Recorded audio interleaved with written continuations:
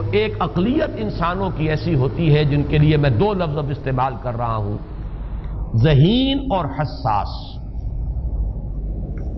ذہین اور حساس لوگوں میں قبض اور بسط کی کیفیت، یہ مختلف سائیکلز ہیں جو آتی رہتی ہیں۔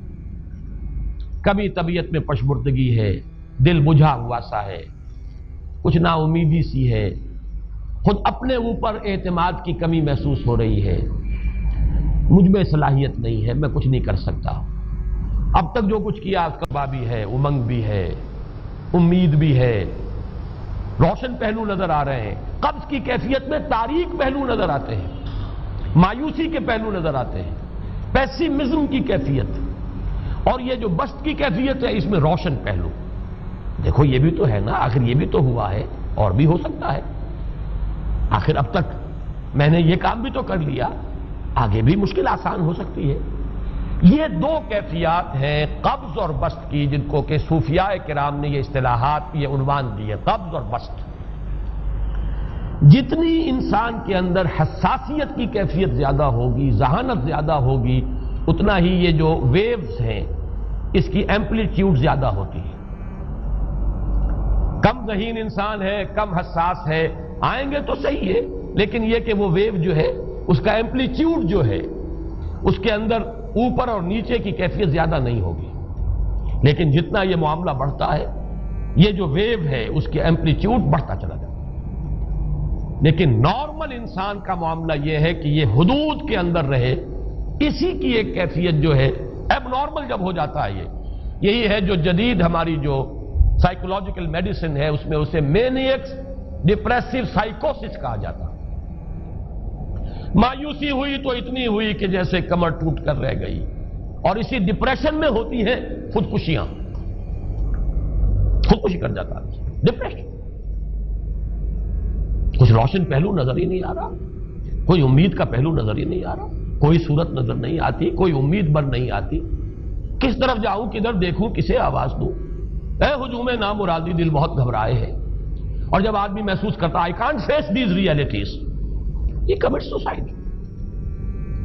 یہ اور جب کیفیت ہوتی ہے انشراح کی تو آدمی خوب بھاگ رہا ہے، دوڑ رہا ہے، امنگ ہے، محنت ہے، دوڑ رہا ہے، امیدیں ہیں، اب ہر چیز کا روشن پہلو نظر آ رہا ہے۔ عجیب ہے یہ۔ اصل میں مجھے کچھ تجربہ بھی ہوا ہے، ہمارے خاندان میں بھی یہ مرض موجود رہا۔ میرے والد مرحوم کافی طویل عرصے اس مینیک ڈپریسو سائیکوسس کے مریض رہے۔ کچھ ہوتا ہے یہ معاملہ، ویسے بھی شاید ہمارا خاندان جو ہے اس کیٹیگری میں آتا ہے جس میں ذہانت نسبتاً کچھ زیادہ ہے، حساسیت بھی نسبتاً کچھ زیادہ ہے۔ یہ دوسری بات ہے کہ کوئی شخص جو ہے یہ فلسفے کے طور پر اختیار کر لے کہ اپنے آپ کو ڈھیٹ بنا لینا ہے، یہ فلسفہ بھی بن سکتا ہے۔ لیکن یہ ہے کہ اگر آدمی چھوڑ دے اپنی طبیعت کو تو یہ دونوں کیفیات آتی ہیں۔ انہی کیفیات میں اگر یہ جو اپورڈ اینڈ ڈاؤنورڈ موومنٹ ہے یہ ایک حد سے نکل جائے تو یہ بیماری ہے مینیک سائیکوسس، مینیک ڈپریسو سائیکوسس۔ اس میں جب آدمی ہوتا ہے وہ اپر کیفیت میں تو اس کے اندر بڑی عظیمت ہے، روشنی ہے، امید ہے، لوگوں سے گفتگو کر رہا ہے، ہنس بول رہا ہے، خوب جو ہے محفل کے اندر، اب وہ محفل میں اسے دلچسپی محسوس ہو رہی ہے اور اسے ہر چیز کا روشن پہلو نظر آ رہا ہے، خود اپنے وجود کا بھی روشن پہلو، دوسروں کے وجود کا بھی، دوسروں کی بات میں سے بھی وہ اچھا پہلو تلاش کریں گے، وہ برا پہلو تلاش نہیں کریں گے۔ جب دوسری کیفیت ہے ڈپریشن کی، ہر ایک کی بات میں کوئی برائی نظر آئے گی، کوئی اس کی نیت کا فطور ہے، کوئی فساد ہے، کوئی یہ جو ہے بدنیتی کے ساتھ یہ بات کر رہا ہے، کوئی خیر کہیں ہے ہی نہیں، برائی ہی برائی ہے، مایوسی ہی مایوسی ہے، بدلی ہی بدلی۔ یہ ہے در حقیقت وہ کیفیت، اس کو غالب نے بہترین انداز میں تعبیر کیا ہے۔ ذہین اور حساس انسانوں میں ان کی جو ترقی ہے وہ انہی مراحل سے ہو کر گزرتی ہے، اور ہر ڈپریشن کے بعد، ڈپریشن میں اس سینس میں استعمال نہیں کر رہا یعنی بیماری کی حد تک پہنچنے والی ڈپریشن نہیں، صرف قبض کی حد تک پہنچنے والا معاملہ۔ ہر قبض کے بعد جب بسط آتا ہے تو آگے ترقی ہوتی ہے، جس کو آپ کہتے ہیں بائی لیپس اینڈ باؤنڈس، آدمی جو ہے چھلانگ لگاتا ہے، گویا کہ ایک درجہ جو پہلے تھا اس سے آگے درجہ انسان کا جو ہے اس سے بلند تر پوزیشن پر انسان پہنچتا ہے.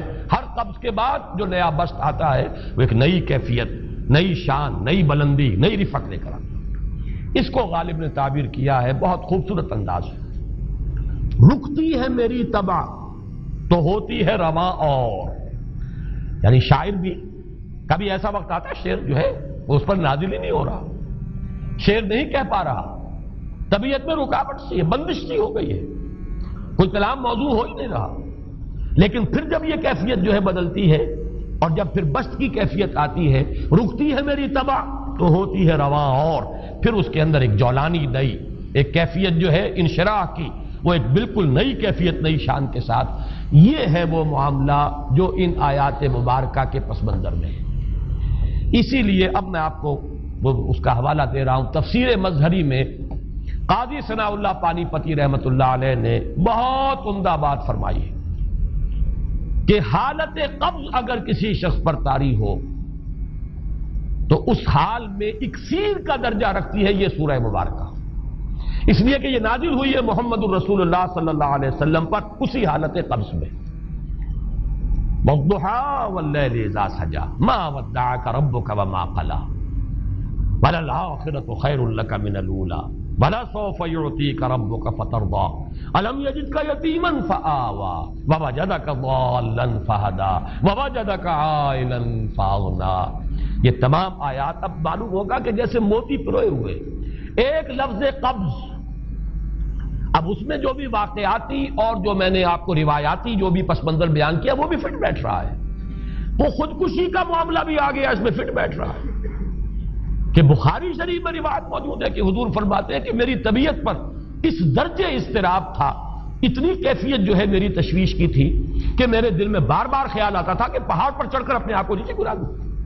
یہ سارے معاملات اب آپ کو محسوس ہوگا جیسے تمام کڑیاں جو ہے وہ جڑ گئی، جیسے رات کو اب آپ اٹھ نہیں پا رہے، اضمحلال ہے، اعصابی جو ہے اعصاب اس درجے متاثر ہو چکے ہیں. صرف یہ ایک احساسات کی کیفیت نہیں ہے، آپ کی قوت فعلی جو ہے، قوت عملی، وہ بھی اس درجے متاثر ہو چکی ہے کہ کئی راتیں گزر گئی اور آپ رات کو نہیں اٹھ سکے، جس پر کہ ام جمیل کو یہ کہنے کا موقع مل گیا کہ معلوم ہوتا ہے محمد تمہارا شیطان تمہیں چھوڑ گیا. اب یہ جملہ اپنی جگہ پر اس کی کاٹ ہے یقیناً اس سے یضیق صدرک بما یقولون، لیکن وہ کیفیت جس کی وجہ سے یہ جملہ آیا ہے اس پر نگاہ دوڑائیے، اس پر نگاہ کو مرکوز کریں گے تو معلوم ہوگا ایک لفظ قبض، یہ قبض کی ایک کیفیت تھی. اس قبضی کی کیفیت کا ایک مظہر یہ ہے کیونکہ یہ بھی تو در حقیقت قلب مبارک جو ہے محمد الرسول اللہ صلی اللہ علیہ وسلم کا، اسی پر تو وحی کا نزول ہوتا تھا.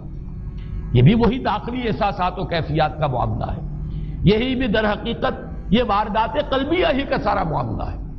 اس کو آپ خارج سے تعبیر نہیں کر سکتے، نہ ابھی کوئی ایسے مصائب تھے، نہ ایسی کوئی مشکلات تھیں، نہ ابھی کوئی رد و قضا ایسی شروع ہوئی، نہ ابھی کوئی بحث و نزاع کا معاملہ ایسا ہوا، نہ کوئی ابھی کوئی فزیکل پرسیکیوشن شروع ہوئی. یہ سب داخلی ہی کیفیات ہیں اور ان داخلی کیفیات کے حوالے سے ان سورہ مبارکہ کو اگر صحیح سمجھا ہے تو صوفیہ نے سمجھا. وہ جو اقبال کا شعر ہے کہ کچھ جو سمجھا میرے شکوے کو تو رضواں سمجھا، مجھ کو جنت سے نکالا ہوا انسان سمجھا. اور کون سمجھے گا؟ وہ تو سمجھے گا کہ دکھے ہوئے وہ دل کی صدا ہے، وہ کیا ہے جو اقبال کی وہ ایک نظم ہے پرندے کی فریاد، گانا اسے سمجھ کر خوش ہونا سننے والے. یہ تو در حقیقت ایک دکھے ہوئے دل کی صدا فریاد، یہ صدا ہے. تو یہ کیفیت جو ہے رضوان سمجھ سکا ہے جو کہ داروغہ جنت ہے، اس نے سمجھا یہ وہی آدم جو نکالا گیا تھا یہاں سے، یہ اس کی فریاد ہے. کچھ جو سمجھا میرے شکوے کو تو رضواں سمجھا، مجھ کو جنت سے نکالا ہوا انسان سمجھا. تو واقعہ یہ ہے کہ اس سورہ مبارکہ کا صحیح فہم اگر حاصل ہوا ہے وہ امام راضی کو حاصل ہو ہی نہیں سکتا. وہ عقل اور منطق کی گتھیاں سلجھانے والے آدمی ہیں، اپنی جگہ ان کی کنٹریبیوشن بہت. یہ لغت اور ادب کا کوئی خاص مسئلہ اس میں ہے ہی نہیں کہ زمخشری اس میں کوئی جولانی دکھائیں اپنی، اس میں کوئی ایسا اشکال ہے ہی نہیں، نحوی اشکال ہی نہیں. لیکن یہ واردات قلبیہ کا معاملہ ہے، احساسات باطنی کا معاملہ ہے، یہ نفسیات انسانی کا معاملہ ہے. اور اس کو وہی سمجھ سکتے ہیں کہ جو ماہرین علم نفس ہیں، اور وہ ہیں صوفیاء کرام ہمارے ہاں جن کا وہ ذوق ہے، باطنی کیفیات و احساسات جن کا موضوع ہے کہ یہ در حقیقت حالت قبض کی کیفیت ہے.